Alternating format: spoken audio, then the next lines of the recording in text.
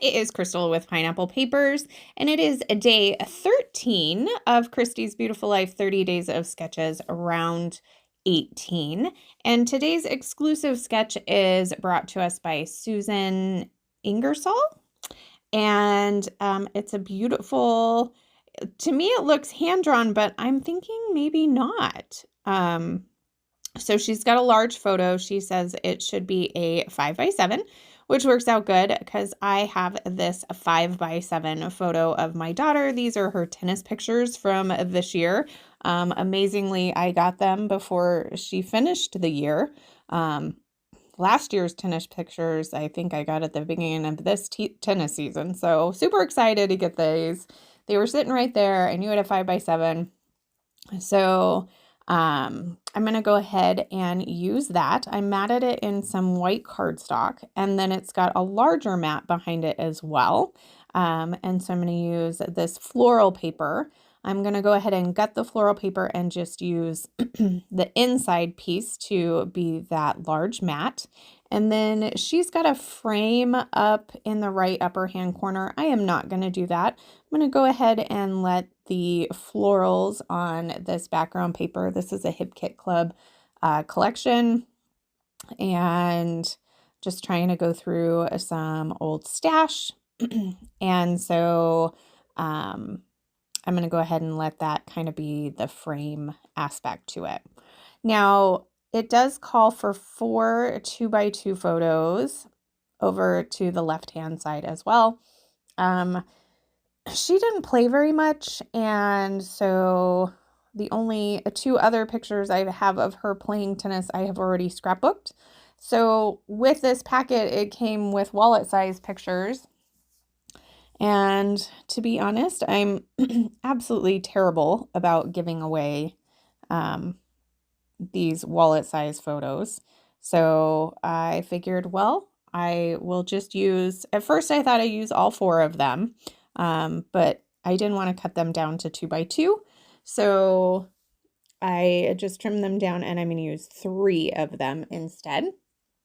And I am going to back them on some of the tags that come in this collection. And so I am currently fighting with my trimmer. I need a new blade. And so it's tearing up the paper, and it's leaving all of the little paper scraps in the track. So I decided to go ahead and kind of try and clean out that track. So I went ahead and got this row, but I'm going to use my little guillotine trimmer here to go ahead and cut down this row of tags. I think there were 5. I'm going to use 3 of them.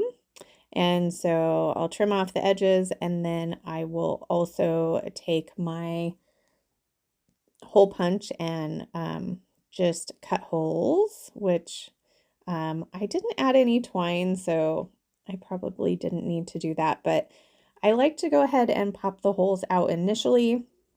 And that way, if I'm going to add twine, which is what I use most of the time, that way I don't have to, like, I don't know, pull it back up to do it, because a lot of the times I'll glue everything down and then add the twine later for some reason. I'm not exactly sure.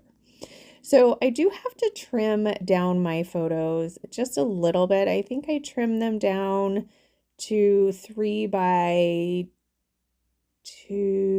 3/4 to fit on those tags. And I decided to go with the pink one and the yellow one, and then kind of this bluey green multicolor one, kind of starbursty one. Not that you can tell it's a starburst, but that's okay. And I don't put them on very straight. I'm looking at the layout right now, and the bottom one's a little crooked, but that's okay. I feel like that happens, and it doesn't really bother me. Sometimes it bothers me a little bit, but I would say most of the time it doesn't really bother me. So I pulled out some of my color cast goodies, and I pulled out these big florals, and I am also going to use that title piece that says happiness. Here's where I decided I'm going to use these little hearts to cover up my tag holes instead of using the twine. My thought with the twine was that it might fall into the faces or just, I don't know. I just felt like it was going to cover up things I didn't want to, even though I know you can kind of glue them down. So I'm trying to decide where I want my clusters. I'm thinking one down here and one over by the title, but I'm actually going to move everything over by the title. It just looked too clustered down there next to that bottom photo. So I find a little typewriter, I find a little journaling spot. I like this little camera film piece that says caught on film. I thought that was cute. I have another little film piece that I'm going to put up there. I figure all of that works with pictures. I don't think it has to be movie related or anything like that. There are also a couple of tiny word stickers that are in this pack. So I add one that says a blur of goodness, which I thought is kind of good when you're hitting like a tennis ball. And then one says sweet, and then one says life with no filter. So I'm going to put those on each of the tag pictures. And then I am going to grab the rub-ons, and I'm going to use this word that says smile, this little circular piece I'm going to add over here. I'm going to add a couple of butterflies and then like a grouping of hearts. So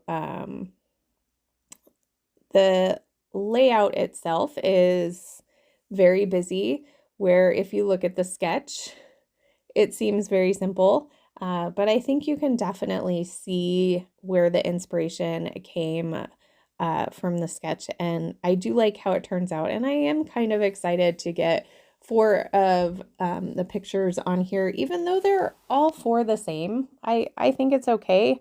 I think it's me justifying buying all of these pictures every time. Anyway, I know my kids are like, really? You buy school pictures? I bought school pictures all the way up to their senior year. It just is one of those things that has to be done. I have to have the picture. So just a couple of rub-ons here so I didn't turn off the camera. I know it does get a little shaky sometimes, so hopefully because they're so little and they went on so quickly, it didn't shake too much. So that is going to do it for this layout. I hope that you have enjoyed this. If you have any questions, please leave them down below. I love to chat with you. Here are a couple of those close-ups for you, and I will have the playlist so you can see what everybody else is doing. I love that color cast piece. So there is my final layout. Remember to wear your crown, and I will see you next time. Bye.